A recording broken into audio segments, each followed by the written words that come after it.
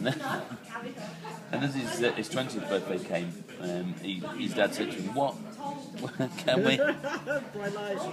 What can we buy for your birthday?" So he said, "Well, I don't want it yet, but on my 21st birthday, I would love to go to the tractor plant and just have a bit of a look at the tractors." So on a couple of weeks before his 21st birthday party, this envelope came in the post, and it was an invitation from the Chief Executive Officer of Tractor Incorporated, inviting him to come to the showroom on his 21st birthday to have lunch in the boardroom upstairs with all of the board of director of Tractor Incorporated business, and further, they invited him to unveil the latest tractor and drive it out the showroom and take it around the proving ground and give them their feedback. So on the appointed day on his 21st birthday, he woke up, he got dressed, and had breakfast in the morning. And he came downstairs, and there was a tap on the door, and there was a bloke standing at his door with a chauffeur with a Tractor Incorporated logo on his cap badge, and he said, I've come to Clayton to take you to Tractor Inc. for your big day out." And it was great, fantastic. So he got in the limo, and the driver with the tractor badge on his app took him to Tractor Incorporated. And as he got there, the limo pulled up. There was a red carpet, and as the car pulled up the red carpet, a woman opened the door for him with a tractor badge on the front, and the driver with the cap badge with the Tractor Incorporated logo on, he saluted and said, "Enjoy your day, sir," and he walked. He was escorted to the doors of Tractor Incorporated HQ, and he went into the atrium, and he was greeted by the Chief Executive Officer of Tractor Inc. He says, "Welcome, David," because that was his name, the tractor boy. He said, "Welcome, David, to Tractor Incorporated. Before we go through the formalities, we'd like you to come up to the boardroom to have lunch with all the directors of Tractor Inc." And David, he's nearly in tears. He's really enjoying himself, and he'd gone dressed especially, put his best tractor T-shirt on and his tractor hat. And so they went upstairs and they had lunch, which was a very nice lunch. And the placemats were all pictures of tractors, tractors on the picture tractors on the wall everywhere.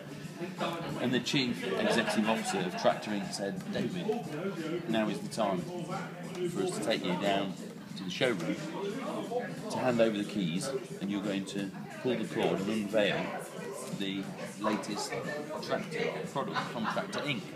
So they went downstairs, and Chief Executive went first, and then David, the tractor boy, went down second, followed by all the directors, and they all filed in the atrium, and David stood one side of the little curtains that there. David on one side, and then the Chief Executive on the other side, and all the directors sort of around him in a semicircle.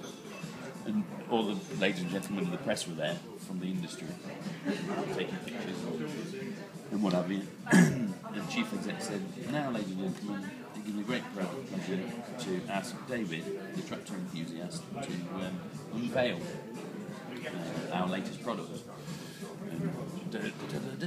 Fanfare, and David pulls the cord slowly as the big curtains went back and unveiled this fantastic looking tractor. It was sparkling, it was clean, it looked the business. Whatever tractors need, this was it. So the Chief Exec said to him, "What, David, what do you think of that?" And David was speechless. "I don't know. I need to get in and have a look at it." "Fine, here's the keys, off you go." So David left the entourage, the Chief Exec, with a big smug grin on his face. He's dead pleased with his tractor product that he's he's built. So David's climbing up the ladder into the cab of the tractor, and he puts the keys in the ignition, starts moving. He has to wait a second because the globe has to come on to the engine, the pre-start.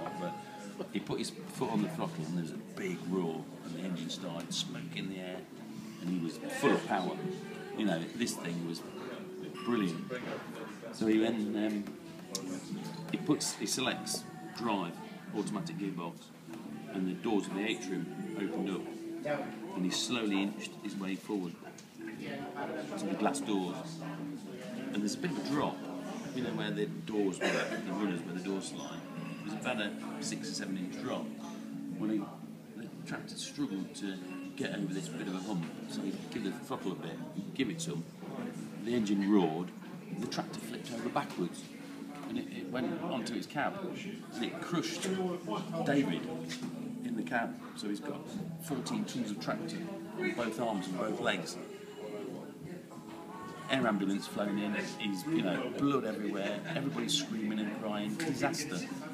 And they managed to pull him out, and he gets flown to hospital, and he has his legs rebuilt, his arms rebuilt. And then he gets, after 8 months in hospital, bear with it, it's good.